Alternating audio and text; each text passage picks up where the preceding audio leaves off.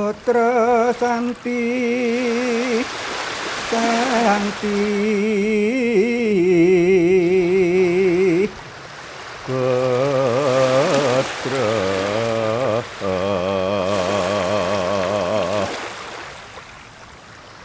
Anyarat Carita SMK jadi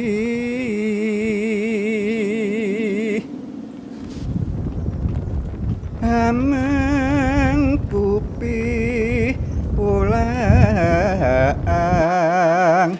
luhur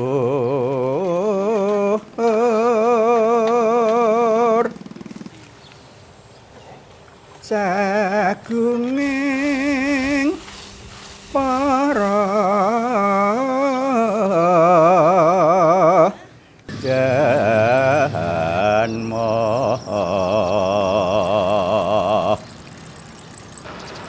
gurit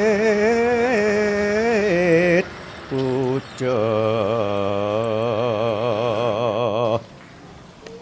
mugi manggi ya rahayu lasem praja wilwa eka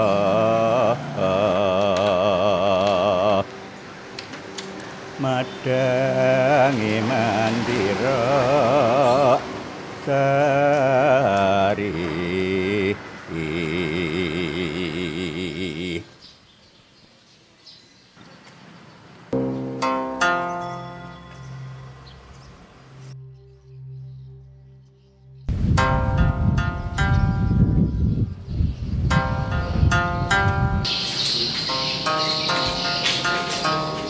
Lasem itu menyimpan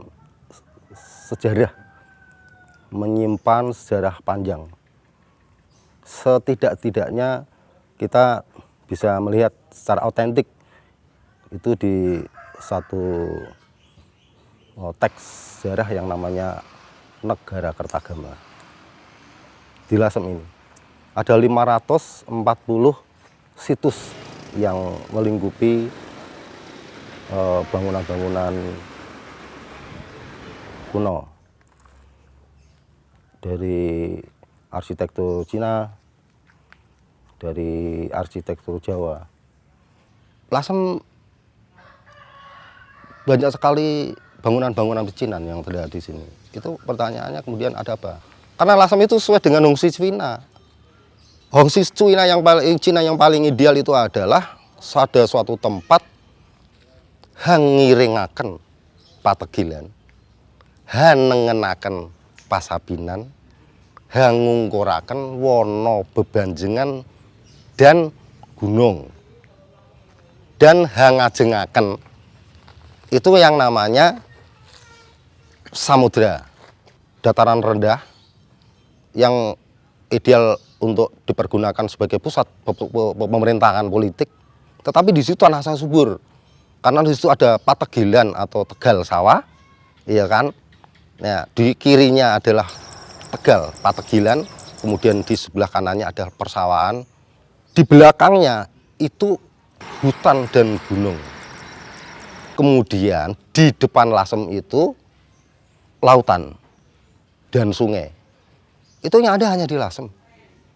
Pas persis gunung, kemudian dataran rendah, langsung masuk ke sungai, lautan.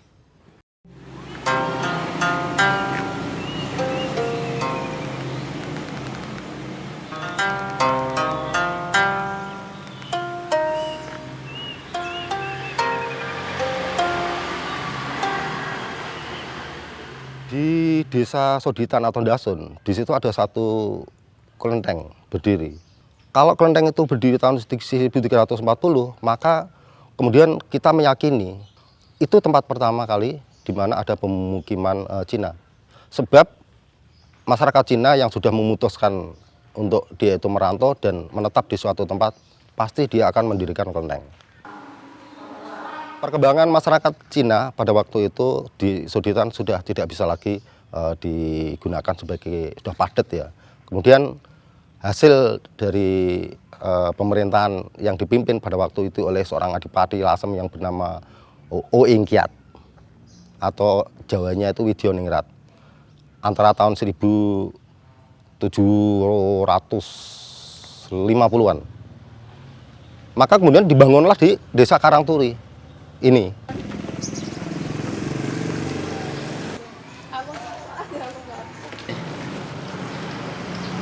Lasem itu dikenal sebagai La Petite Chinoise atau yang dinamakan Tiongkok kecil. Nah, buktinya apa? Ya, buktinya itu pemukiman Cina yang ada di Lasem itu hampir semuanya menguasai di Lasem ini. Itu ada di masjid ke barat. Sedangkan untuk masjid yang ke timur itu adalah pemukiman Jawa. Karena di situ berdiri pusat pemerintahan yang ada di Majapahit, dan itu adalah karakternya adalah karakter Jawa, rumah-rumah geladak, rumah-rumah joglo, limasan ada di situ. Itu dari sejarah tata kotanya itu. Tetapi uniknya itu Karangturi ini adalah daerah pecinan. Tetapi Masjid Jami Agung berdiri di tengah-tengah kaum pecinan. Kalau kemudian kita ke arah utara, di situ ada kelenteng tertua yang namanya Cuan Kiong. Di belakang Cuan Kiong itu pesantren semuanya. Pesantren. Kaum sarungan semuanya. Di tengah-tengah kaum sarungan berdiri kelenteng.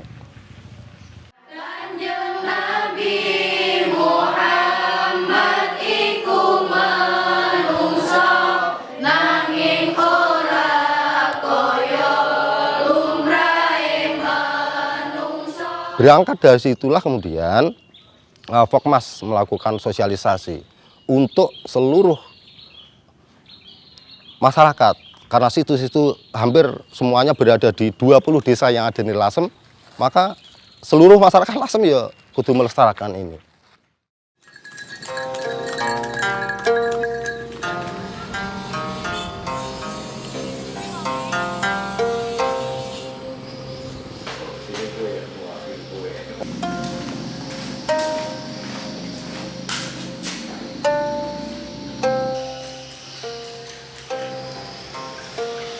Dari dulu tahun 96 Pak ya, saya beli, saya punya uang sedikit saya renovasi, saya cuci. Dulu ini enggak tembok Pak, ini papan. Tapi papannya sudah lapuk semua, kemakan usia lah. Terus saya tembok, terus ini saya cuci semua Pak. Saya genteng-genteng saya turunin semua sampai hampir 1 tahun itu. Yang belakang itu ya iya, terus tembok ini saya kuliti semua Pak. Saya ganti tembok baru, bawah ini saya cor semua, saya bongkar semua. Yang satu model Belanda, terus yang satu ya model Cina. 3 Pak, 3 sama ini. Ya pokoknya saya penting ini rumah keluarga, gitu Pak. Saya lestarikan.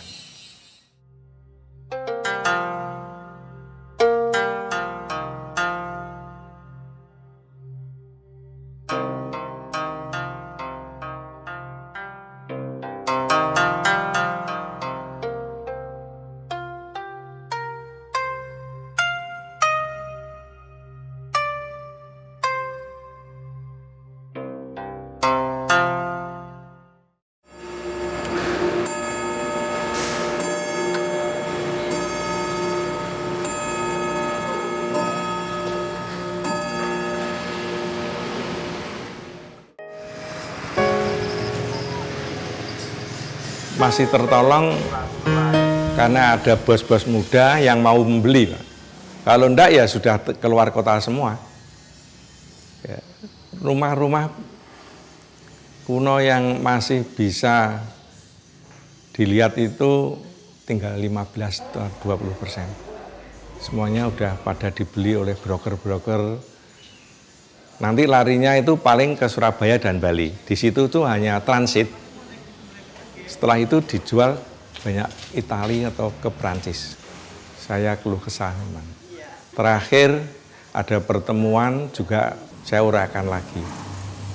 untuk dibuatkan perda supaya rumah-rumah kuno berarsitektur Cina itu tidak punah.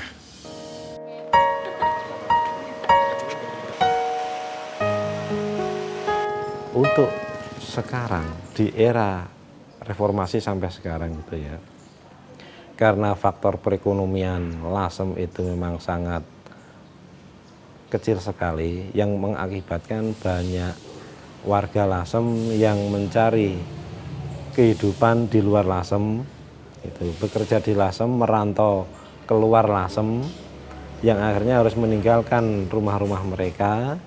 Nah, setelah mereka sukses berada di tanah rantauan, mereka tidak pulang lagi ke Lasem, yang akibatnya rumah-rumah mereka kosong. Nah, daripada kosong, kadang-kadang mereka berpikir untuk menjual. Hal seperti inilah yang mengakibatkan bangunan tua yang di Lasem itu makin lama makin berkurang. Gitu. Selain itu juga kegiatan masyarakat menjual rumah untuk diambil kayunya dan dibangun bangunan baru, gitu, yang tidak terkendali, gitu. Yang ini menyebabkan banyak bangunan-bangunan yang ada di Karangturi maupun di Gedong Mulyo makin lama makin hilang. Nah, inilah kondisi-kondisi rumah Tionghoa yang ada di Lasem. Memang kalau tidak ada penanganan secara serius, dikhawatirkan makin lama akan makin hilang keasliannya.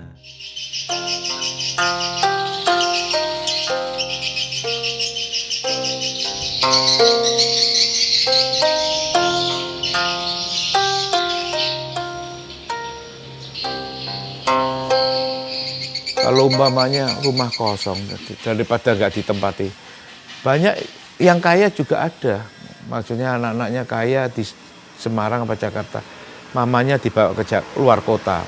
Tapi daripada nggak terpakai, gitu. Daripada dimalingin, kayunya diambilin orang. Kok nggak boleh dibongkar, kenapa? Kalau saya butuh duit untuk nyekolahkan anak saya, terus piye? Apa pemerintah yang biayai? Saya ditanyai, saya tambah dibalik gitu, Pak.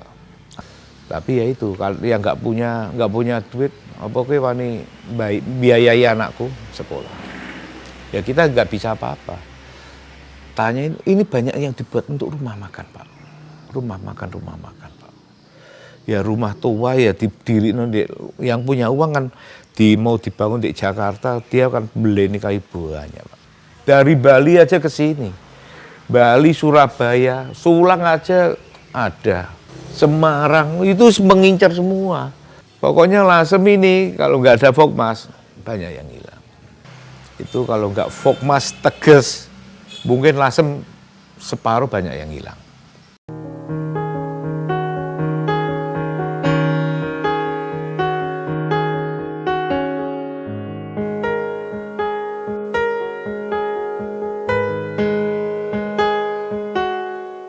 Dari Fokmas hanya pendekatan, pemahamannya hanya sedikit. Jadi aturannya itu pemerintah yang punya. Kami menginginkan supaya ada yang 1-2 tadi yang mungkin belum paham, terus akhirnya tidak setuju, kita dekati. Nah, kami siap untuk berdampingan dengan pemerintah dari Fokmas untuk rumah ke rumah. Seumpama salah satu contoh di Pecinan Karangturi ini, jadi kita pendekatannya itu tidak hanya sosialisasi, tapi pendekatan seperti teman. Kita ngomong-ngomong di warung kopi, kita juga setiap malam kita kumpul, bermacam-macam untuk pendekatan ke masyarakat untuk menciptakan satu gagasan di Pecinan yang akan dijadikan penataan ini. Jadi yang penting masyarakatnya ini kita dekati dan bisa diterima. Tapi tidak bisa keseluruhan, pasti ada salah satu yang mungkin perlu pendekatan lagi. Tentang munculnya perda yang tahun 2014 bulan Desember kemarin, kami menunggu sosialisasinya dari tim dari kabupaten untuk ke bawah, ke masyarakat. Yang saat ini ditunggu-tunggu. Belum berarti? Belum. Padahal kemarin itu Januari, tanggal 2 kalau nggak salah, itu sudah disahkan di Komisi D, terus ditindaklanjuti ke Jawa Tengah, ke Gubernur. Setelah itu harusnya, maaf, kalau memang benar, harusnya segera sosialisasi, tidak usah menunggu-nunggu. Karena Vokmas sifatnya itu hanya mengarahkan, memahamkan, pendekatan dengan cara-cara yang seperti keluarga gitu.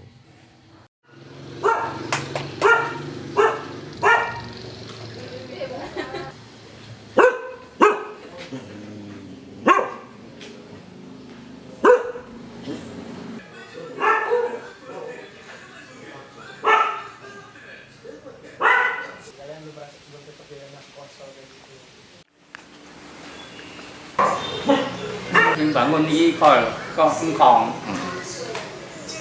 itu papai mamaku engkong mama ono sing apa tuku belum lah tinggal dia gelem tuku ngono pamane ngono apa ndek golek wong sing gelem tuku nanti makalare ngono pamane ngono wong iku lak ngono wong golek dhuwit iku. Ya kaya kowe aku ngene ya timbang omong-omong ngene anu. Nek didol aku tuku ngono ra ngono upamane ngono ya. Salah satu kendala upaya pelestarian memang tidak semua masyarakat yang memiliki rumah-rumah yang diduga atau dipastikan sebagai benda cagar budaya itu belum memiliki pemahaman tentang bangunan kuno ataupun aturan-aturan perda-perda yang sudah diterbitkan oleh pemerintah ataupun arti penting dari sebuah bangunan kuno Kalau masyarakat itu tidak memahami arti penting bangunan kuno untuk kelangsungan kehidupan ke depan baik untuk perkembangan wisata, perekonomian ataupun mungkin kecintaan terhadap leluhur Ini tidak dipahami yang akhirnya mereka akan sembrono seenaknya sendiri Karena tidak memahami. Nah, inilah arti penting sosialisasi yang harus kita lakukan bersama, baik pihak Pemkab sendiri maupun oleh pihak komunitas-komunitas sejarah yang ada di Lasem, termasuk Vokmas Kalau masyarakat tidak disentuh dengan pemahaman-pemahaman yang baik dan benar, saya yakin semuanya akan berpikir yang sama untuk menjual rumah mereka karena faktor-faktor mungkin ekonomi dan lain sebagainya